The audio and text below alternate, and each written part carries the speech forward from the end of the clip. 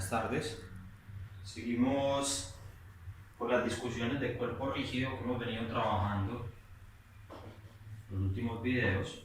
Hoy voy a hablar entonces de... Permítanme un momentico, yo veo si sí quedó bien enfocado. Qué pena, chicos. Sí, quedó medio decente. O sea que hoy vamos a continuar las discusiones de cuerpo rígido y voy a iniciar entonces por el teorema de Steiner.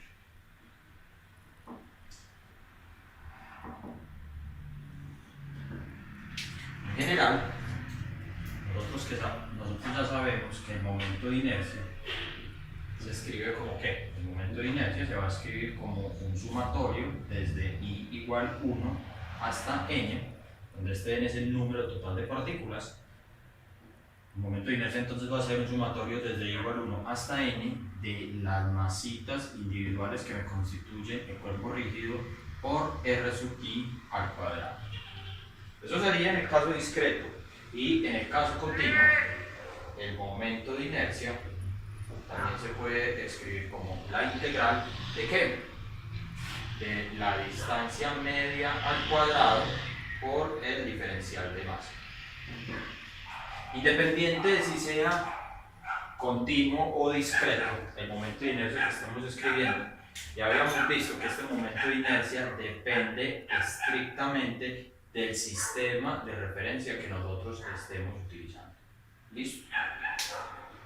O sea que si yo tengo en principio un cuerpo rígido, voy a pintarlo amorfo.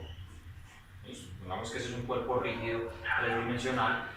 Pues el momento de inercia que yo defino para este cuerpo rígido, que va a tener una masa m determinada, el momento de inercia que yo defino para ese cuerpo rígido va a depender del eje de rotación que yo tengo. O sea que supongamos que por acá voy a ubicar mi centro de masa. Listo. O sea que si acá ubico mi centro de masa, pues voy a utilizar estos sistemas coordenados. Voy a utilizar mi eje X a lo largo de la dirección horizontal y voy a utilizar mi eje Y a lo largo de la dirección vertical. Y voy a decir que este punto que estoy marcando acá en el centro, pues va a ser mi centro de masa. O sea que este momento de inercia yo lo puedo escribir con respecto al centro de masa. ¿Listo? Pero igualmente válido a un eje que pase por este punto. Cuidado que si hay un eje que pasa por este punto, bien sea entrando, recuerden la ley de la mano derecha, ¿cierto? El pulgar entrando al tablero o el pulgar saliendo del tablero, dependiendo de la dirección del pulgar que yo elija, voy a tener distintas rotaciones del cuerpo rígido. Voy a escoger en este caso, como a modo de ejemplo, simplemente la dirección saliendo del tablero. O sea que en el caso que yo salga del tablero, pues yo sé que todas las partículas que van a constituir este cuerpo rígido van a rotar en el mismo sentido de las manecillas del reloj. O sea que yo voy a escoger por acá una partícula cualquiera, mi partícula IS, ¿listo? O sea que el momento de inercia visto desde el centro de masa, pues va a ser ¿qué? Va a ser el sumatorio desde igual 1 de m sub i por r sub i, pero ese r sub i que estoy escribiendo allá arriba va a depender de este eje instantáneo de rotación que estoy tomando. Ahora, supongamos, ¿cierto?, que yo escojo otro punto determinado. O sea que voy a escoger otro punto acá dentro del cuerpo rígido. Y este punto va a ser mi punto P. ¿Listo? Y voy a suponer que este punto P es un punto igualmente válido que mi centro de masa para escribir mis ejes de rotación. O sea que mi cuerpo rígido puede rotar con respecto a este punto del centro de masa, ¿cierto? O sea que mi pulgar en este caso va entrando, puede rotar en el mismo sentido de las manecillas del reloj. O sea que la distancia en este caso sería la distancia desde el centro, sería la distancia desde el centro de masa al punto I. Voy a extenderlo un poco más. Y este sería mi vector R sub I. ¿Listo? O también podría ir al punto P, ¿cierto? Y si lo escribo desde el punto P, que sería este punto P, pues la distancia a cualquier partícula pues sería otro vector de posición, que sería mi vector R sub I, y digamos visto desde P. Este va a ser visto desde P y este va a ser visto desde el centro de masa.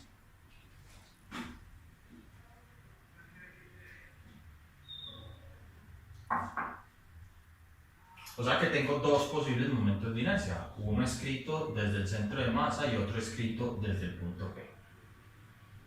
O sea que vamos a definir cada uno de esos momentos de inercia. El momento de inercia visto desde el centro de masa para una partícula i décimas, ¿qué sería? Ese momento de inercia pues va a ser un sumatorio desde i igual 1 hasta n de ¿qué? De m sub i por r sub i al cuadrado. O sea que ese r sub i va a ser ¿qué? Va a ser un vector posición, y paréntesis por acá, recuerden que el vector posición r, en un caso dos dimensional, pues sería ¿qué? Sería x a lo largo de la dirección y unitaria más y a lo largo de la dirección fotounitaria. O sea que si yo escribo el vector posición de la partícula i décima, pues tendría la componente x sub i a lo largo de la dirección y unitaria más la componente y sub i a lo largo de la dirección fotounitaria. O sea que en el caso de que yo tenga r sub i al cuadrado, pues lo único que tengo que hacer es el producto punto entre r sub i punto r sub i. Y este r sub i punto r sub i pues va a ser r sub i al cuadrado. O sea que en este caso, cuando yo ejecute este producto punto, pues voy a tener ¿qué? Voy a tener x sub i al cuadrado más y sub i al cuadrado. O sea que yo ya sé cómo es la expresión de mi momento de inercia visto desde el centro de masa. Y voy a borrar acá, muchachos, porque tengo que optimizar lo más que pueda el espacio.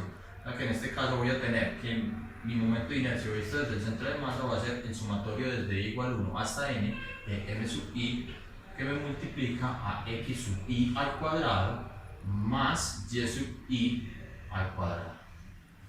O sea que si yo veo todo esto desde el centro de masa, pues cuando yo escriba el vector posición de la décima partícula, que en principio puede ser cualquier partícula dentro del cuerpo rígido, pues yo voy a tener que ese vector posición va a ser un vector posición que viene desde el centro de masa hasta este punto y tiene coordenadas ¿qué? Tiene coordenadas x sub i a lo largo de la dirección horizontal y y sub i a lo largo de la dirección de y. Ahora, supongamos que yo escojo un punto P intermedio acá, y este punto P, como ya habíamos dicho, es igualmente válido para escribir mi momento de inercia. O sea que a partir de este punto, o por medio de este punto, puede pasar otro eje de rotación. El cuerpo rígido también puede pasar por medio de este punto. O sea que en este caso, ¿qué voy a hacer? Pues voy a tener también un conjunto válido de expresiones. Voy a suponer que la distancia que me separa al centro de masa, es esta que estoy definiendo en negro, y al punto P es una distancia fija d. O sea que a lo largo de la dirección de x yo puedo decir que voy a tener una componente a, y a lo largo de la dirección de y pues voy a tener una componente b. O sea que este momento de inercia visto desde P, pues lo voy a escribir como ¿qué? Este momento de inercia visto desde P lo voy a escribir como un sumatorio desde i igual 1 hasta n de m sub i, y voy a abrir un corchete grande, y acá me va a venir cada una de estas componentes asociadas al punto P desde la partícula i. O sea que acá me va a quedar ¿qué? Acá me va a quedar la distancia x sub i menos la componente a lo largo de la dirección en x al cuadrado más y sub i menos b al cuadrado, y eso sería mi momento de inercia visto desde P. La pregunta interesante acá es, yo tengo una rotación de un cuerpo rígido, ¿cierto? Bien sea con respecto al centro de masa o bien sea con respecto al punto P. La pregunta interesante, como decía, es ¿cómo van a estar comparados esos momentos de inercia? El momento de inercia visto desde el centro de masa ¿va a ser igual o va a ser diferente al momento de inercia visto desde el punto P? Esta es la pregunta a responder y les voy a poner la respuesta de una vez. El momento de inercia visto desde el punto P va a ser igual al momento de inercia visto desde el centro de masa más la masa total del cuerpo rígido por la distancia que separa esos dos puntos, el centro de masa y el punto P, al cuadrado. Y quiero llegar a esta expresión. Para llegar a esa expresión me voy a centrar en las últimas dos expresiones de momento de inercia que acabo de revisar. O sea que voy a partir de la expresión del momento de inercia visto desde P. Pues ya sé que el momento de inercia visto desde P pues va a ser igual al sumatorio desde igual 1 hasta n de m sub i por toda esta distancia al cuadrado. O sea que voy a ejecutar de una vez esas operaciones ahí adentro. ¿Verdad? Que acá voy a abrir este corchete que ya lo abrí y voy a escribir ¿qué? Voy a escribir x sub i al cuadrado menos 2a por x sub i más a al cuadrado, que sería el equivalente a hacer ese producto notable. Y en el último elemento pues me va a quedar ¿qué? Me va a quedar y sub i al cuadrado menos 2b por y sub i más y sub i y todo esto al cuadrado. Y cierro acá mi corchete. Ahora lo que voy a hacer es reescribir ese momento de inercia P de forma específica. O sea que voy a reunir este término y este término primero en una expresión. O sea que acá me va a quedar ¿qué? Acá me va a quedar el sumatorio desde i igual 1 hasta n. Recuerden que este m sub i distribuye en todos y cada uno de estos elementos igual acá, ¿cierto? O sea que cuando yo escriba este sumatorio, voy a escribir un tris más abajo.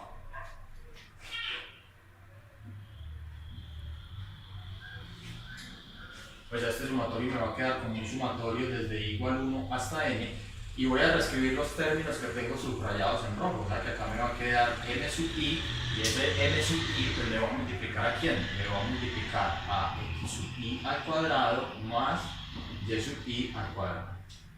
Ahí vendría el primero. Ahora, en el segundo elemento voy a subrayar estos que vienen en negro, que van a ser los equivalentes a los términos cruzados. O sea que cuando yo escriba eso, ¿qué me va a quedar? Me va a quedar acá, entonces, cuidado, me queda un signo negativo, un factor común 2, y acá me va a quedar una a, y esa a me va a multiplicar ¿a quién? Me va a multiplicar a un sumatorio desde i igual 1 hasta n, ¿de quién? De m sub i, y ese m sub i pues me va a multiplicar a x sub i. ¿Listo? Y en el otro elemento que me va a quedar, pues me va a quedar exactamente lo mismo, pero con b y con y. O sea que acá me va a quedar menos 2 veces b, que multiplica a un sumatorio desde i igual 1 hasta n de m sub i, y todo esto va a ir multiplicado por un y sub i. Y por último, me quedan faltando los elementos sin subrayar, que en este caso va a ser a, este a y un b, perdón, acá tengo un error, elevo al cuadrado, acá viene b al cuadrado. O sea que ese último elemento pues lo voy a escribir por acá abajito en negro, y acá me va a quedar entonces un sumatorio desde igual 1 hasta n mayúscula de m sub i, y ese m sub i pues me va a multiplicar a cuadrado más b cuadrado. ¿Listo? Ahora, desde la geometría del problema que tengo acá, ¿cierto?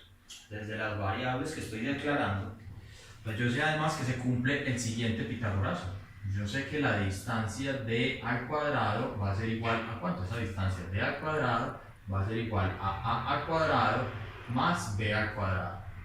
Aquí una vez fija esta distancia, pues yo puedo proceder a evaluar este resultado en el último sumatorio. Ya que esta distancia de a cuadrado más b cuadrado va a valer ¿cuánto? Va a valer b al cuadrado. Y este primer resultado va a coincidir ¿con quién? Va a coincidir con la expresión, con todo y sumatorio, ¿cierto?, del momento de inercia visto desde el centro de masa. O sea que cuando yo escriba, continúo por acá, mi momento de inercia visto desde el punto P, pues yo sé que mi momento de inercia visto desde el punto P va a ser ¿qué? Va a ser el momento de inercia, que es este primer elemento, visto desde el centro de masa. Recuerden que estoy buscando la expresión de allá arriba, más este elemento, y este elemento ¿qué va a ser? Lo voy a poner en negro. Va a ser más un sumatorio desde igual 1 hasta n de ¿qué? De m sub i. Y este m sub i va a ir multiplicando esa distancia de al cuadrado que no tiene dependencia en el índice i, por eso puede salir por fuera del sumatorio. Más los otros términos. Listo, y esos otros términos los voy a poner acá, los voy a poner en rojito como menos 2 y acá me queda acá A. Acá me queda A, que me multiplica ¿a qué? Que me multiplica a un sumatorio desde igual 1 hasta n de m sub i por x sub i, y lo voy a poner acá el otro, más b por un sumatorio desde igual 1 hasta n de m sub i por y sub i, y cierro llaves. Claro, yo una vez me doy cuenta que este sumatorio desde igual 1 hasta n de m sub i es la masa total del cuerpo rígido, pues me doy cuenta que ya tengo toda la expresión del momento de inercia, ¿cierto? Yo sé que el momento de inercia visto desde P pues va a ser el momento de inercia visto desde el centro de masa más la masa total por la distancia al cuadrado. ¿Salvo qué? Salvo toda la expresión que me aparece en rojo. O sea que debo demostrar que esa expresión que me aparece en rojo tiene que valer 0 polito rayado. Ahora la pregunta es, ¿cómo demuestro que esa expresión que tengo en rojo vale 0? Pues la forma de demostrar que esa expresión que tengo ahí vale 0, pues sería utilizar la expresión del centro de masa, ¿listo? O sea que para eso voy a borrar el diagramito, muchachos, voy a borrar esta parte.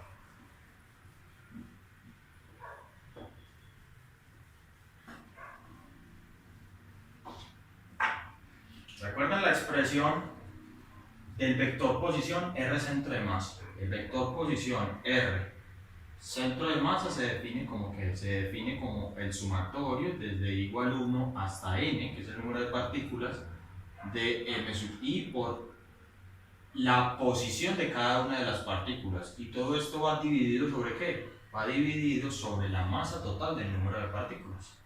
Ahora supongamos un movimiento en una dimensión. Si yo supongo un movimiento en una dimensión, voy a suponer x. Pues yo sé que el x centro de masa va a ser igual a ¿cuánto? Ese x centro de masa va a ser igual a un sumatorio desde igual 1 hasta n de m sub i, y acá en vez de tener r sub i, pues voy a tener la posición individual de cada una de las partículas, y todo esto va a ir dividido sobre la masa total. Ya que lo que voy a hacer a continuación es esta masa total que está dividiendo, pues la voy a pasar a multiplicar. O sea que con eso que me va a quedar, me va a quedar que el producto de la masa por x centro de masa va a ser igual a ¿cuánto? Va a ser igual al sumatorio desde igual 1 hasta n de m sub i por x sub i. Ahora recuerden el diagrama, ¿cierto? El cuerpo rígido, y yo tenía mi centro de masa por acá. Tenía mi centro de masa por acá, acá tenía mi eje X y acá tenía mi eje Y. La pregunta acá interesante es, ¿cuánto es la distancia del centro de masa visto desde el centro de masa? Pues la distancia del centro de masa vista desde el centro de masa va a valer ¿cuánto? Va a valer 0.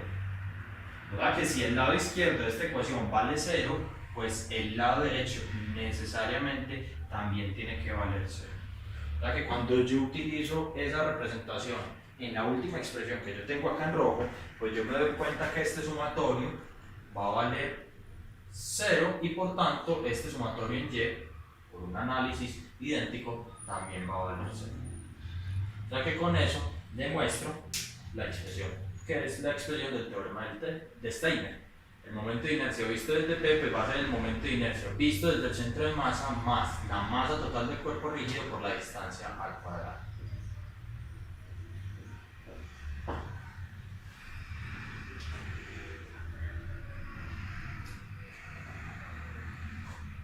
Ok, continúo entonces con la discusión de lo que quiero mostrar en este video.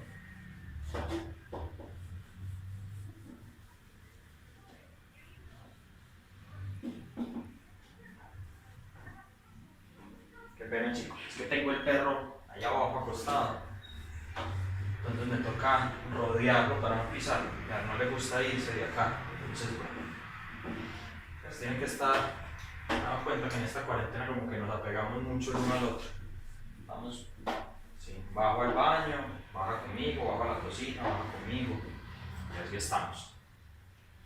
Bueno, voy a definir entonces, o bueno, voy a continuar con la discusión que traíamos sobre momento de torsión.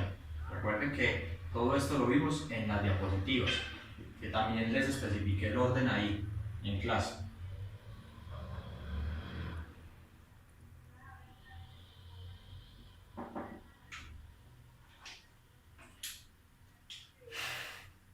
Claro, ¿qué discusión teníamos? Supongamos que en el momento de torsión yo tengo un perno. Entonces voy a pintar este perno lo más parecido que pueda a un perno de verdad, ¿listo? Y este perno yo lo voy a conectar a una llave, herramienta, ¿cierto? Acá tengo la llave, o un tubo, ¿listo? ¿Y qué pasa cuando yo este tubo lo sometía a una fuerza F en esta dirección? Poniendo que esa fuerza F formaba un ángulo phi con la línea horizontal. Pues yo tenía dos formas de realizar ese producto. Una era descomponer la fuerza F a lo largo de la dirección horizontal y vertical. Voy a ponerlo así, F vertical y F horizontal. Esa sería una forma. O la otra sería definir el brazo, ¿cierto? Y el brazo sería proyectar esta fuerza F, esta línea de acción de la fuerza, y a partir del punto de rotación, que va a ser este punto O, voy a marcarlo por acá, O, a partir de este punto, pues trazar el brazo, ¿cierto? Y el brazo sería la distancia perpendicular al punto de acción de la fuerza. Voy a apuntarlo.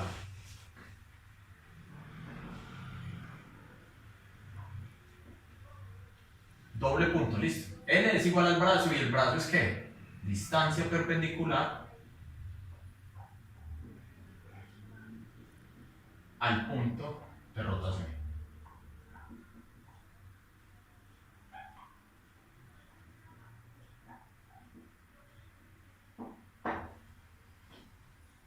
O sea que cualquiera de los dos tratamientos es válido, ¿cierto?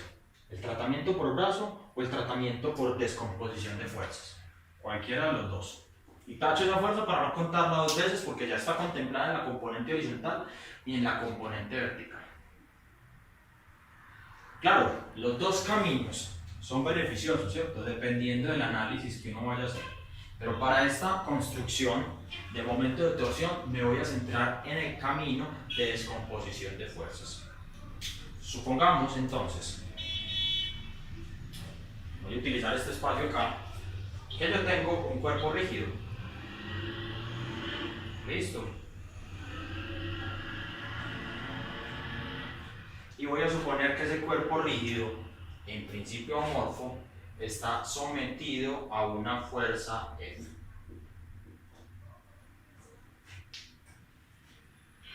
Y voy a hacerlo primero en dos dimensiones. Para que esa fuerza F tiene una componente a lo largo de la dirección de X y tiene una componente a lo largo de la dirección de Y. Para que voy a poner mi origen por acá.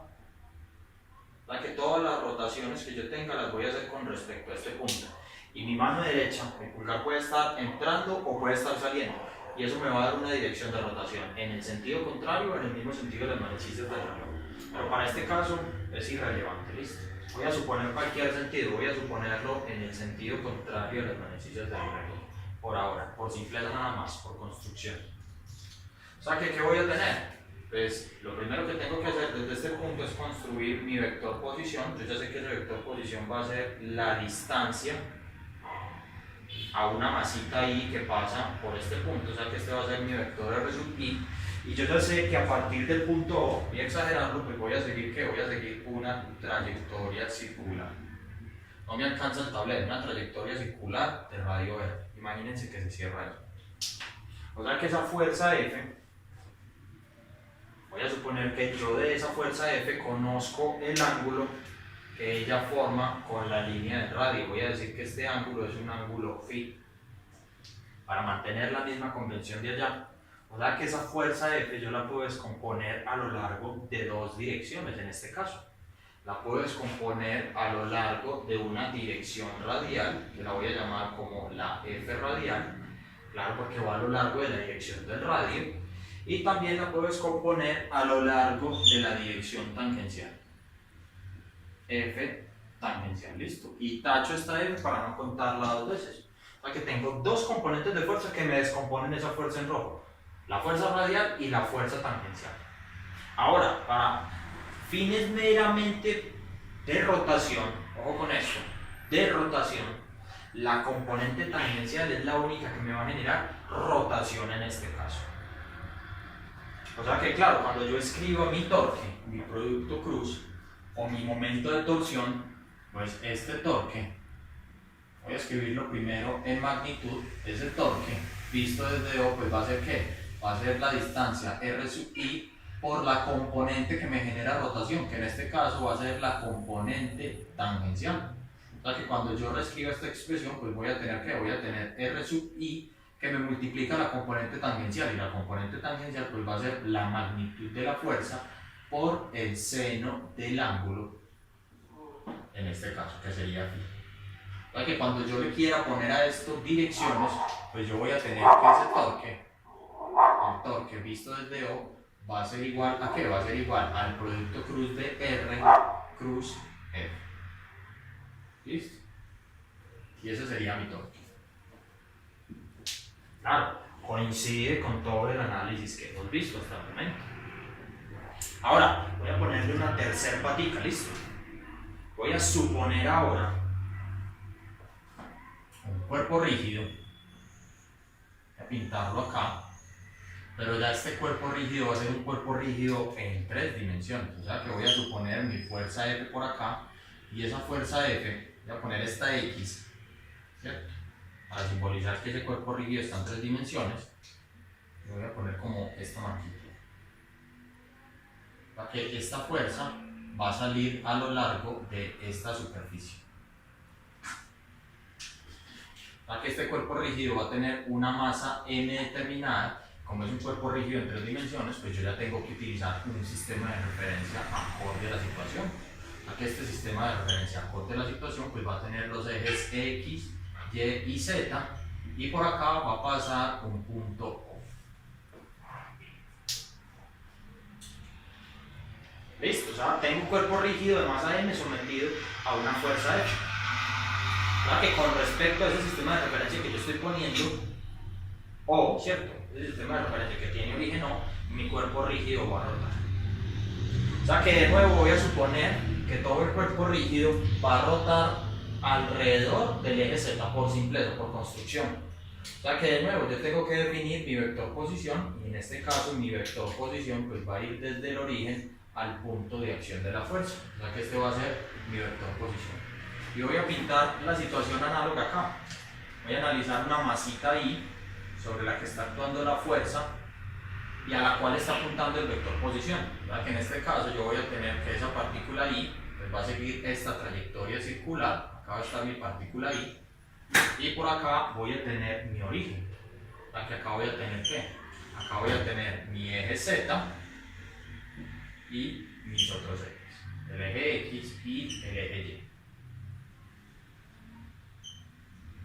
¿Cómo va a ser mi vector posición? Pues mi vector posición viene desde acá, desde el origen O, al punto donde se encuentra la partícula. Este va a ser mi vector posición. Y por lo tanto, esa componente de fuerza la voy a descomponer a lo largo de qué direcciones. La voy a descomponer a lo largo ahora de 3 direcciones. Una componente Fz, una componente radial, cuidado que va a lo largo de la dirección del radio de la trayectoria circular que yo estoy considerando, que va a ser esta línea punteada.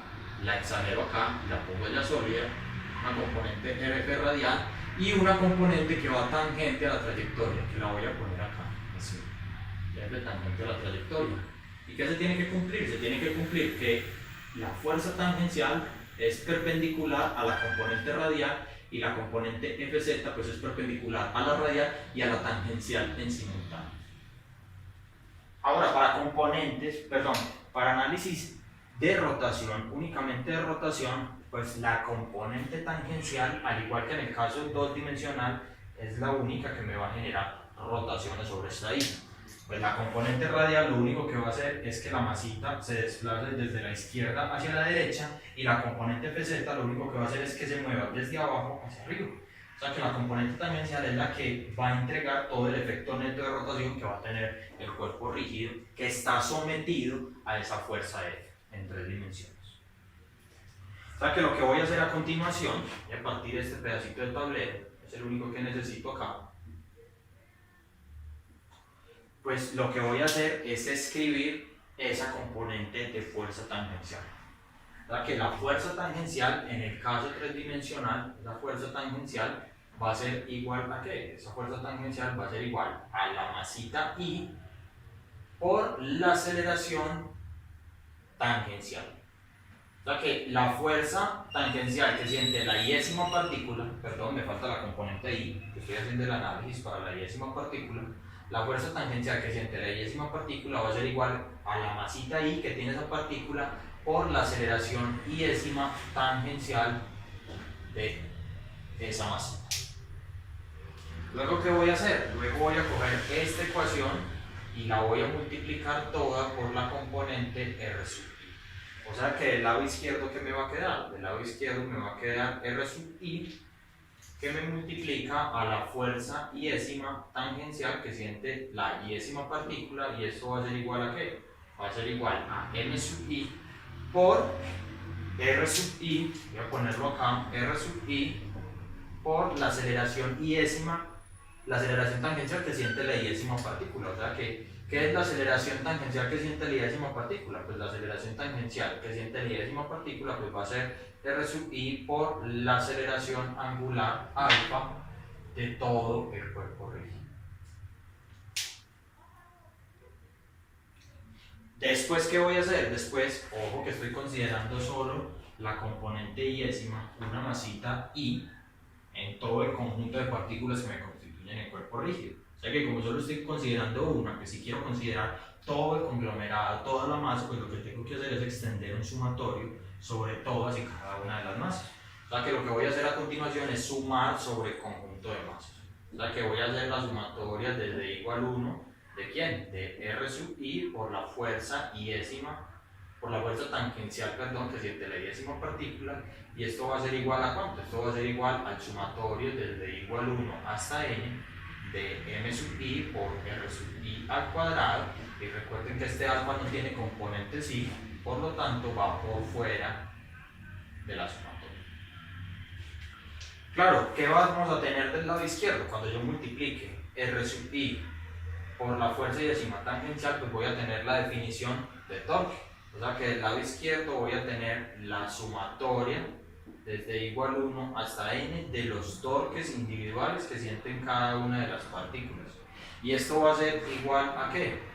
Este sumatorio que yo tengo dentro de paréntesis pues va a ser mi momento de inercia visto desde el punto de interés por la aceleración angular, que en este caso va a ser un vector.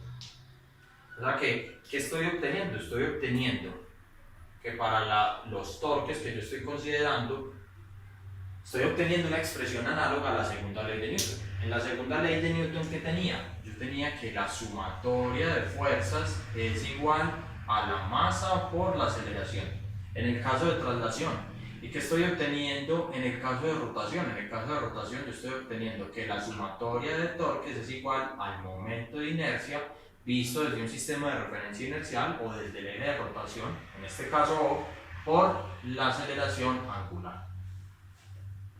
O sea que estoy obteniendo una representación totalmente análoga en el caso de rotación.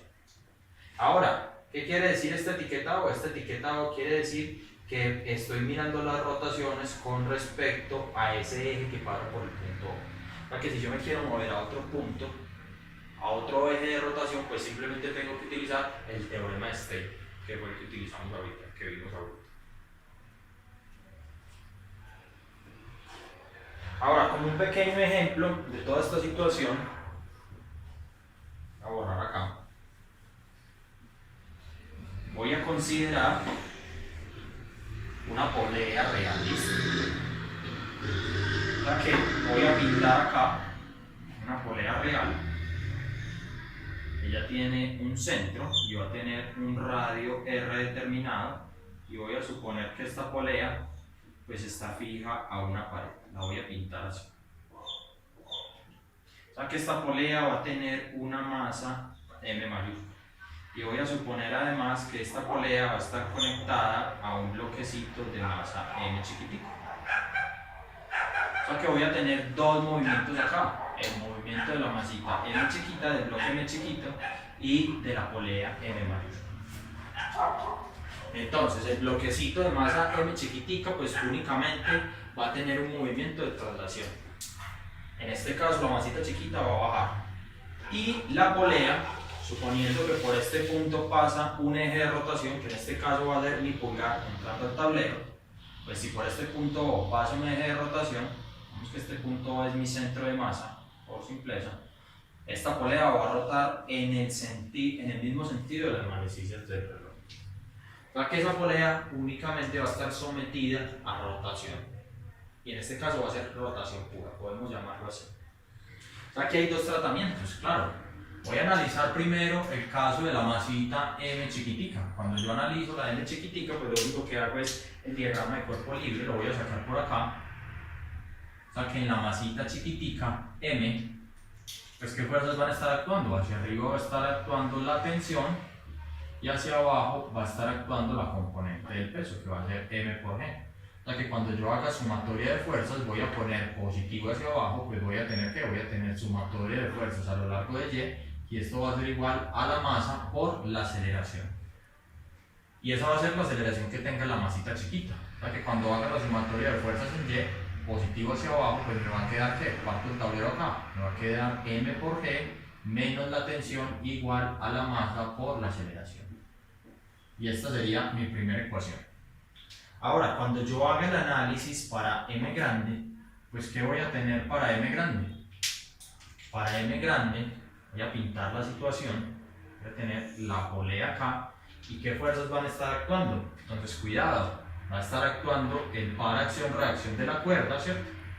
Que sería en este caso la tensión, va a estar actuando una componente del peso que va a ser M por G, y va a estar actuando, cuidado que ese M por G va sobre el centro de masa, y además va a estar actuando una componente de la normal, que va a ser la fuerza que el eje le ejerza a la polea, perdón. O sea que claro, cuando yo haga sumatoria de fuerzas a lo largo de la dirección de Y, pues yo sé que la polea no se está desplazando como un todo, únicamente está rotando. O sea que cuando yo haga sumatoria de fuerzas a lo largo de la dirección de Y, pues la normal menos el peso menos la tensión, todo tiene que sumar 0.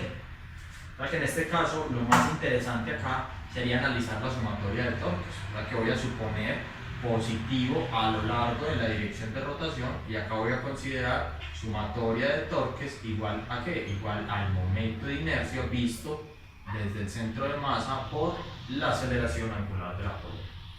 O sea que la sumatoria de torques me va a quedar igual a ¿cuánto?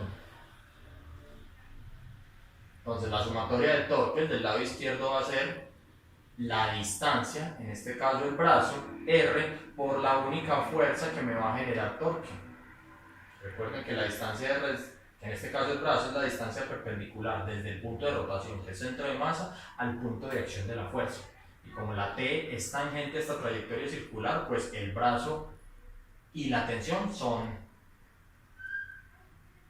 cumplen una buena definición de torque, ¿listo? O sea que son perpendiculares. O sea que acá tendría R por la componente de la tensión. Voy a cambiar esta T para que no se mezcle con la de tensión, ¿cierto? Esta sería torque. Sería una T cursiva. O sea que acá tengo torque, sumatoria de torque sería R por T.